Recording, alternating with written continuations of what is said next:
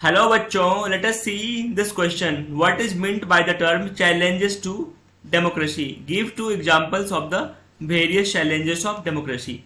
तो हमारा क्वेश्चन है कि चैलेंजेस टू डेमोक्रेसी से आप क्या समझते हैं.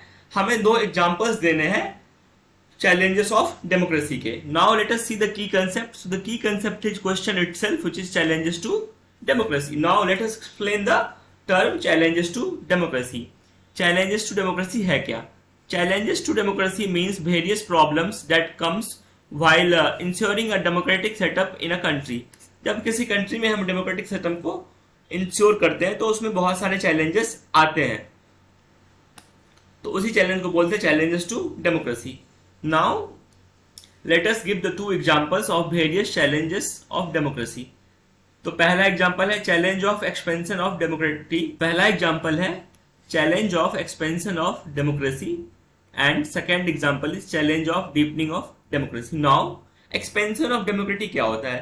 तो डेमोक्रेसी में बहुत तरीके के राइट्स होते हैं जो सभी सिटीजन्स को दिए जाते हैं.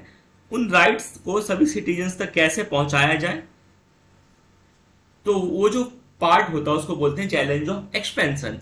Challenge of deepening of democracy, democracy को कैसे डीप किया जाए.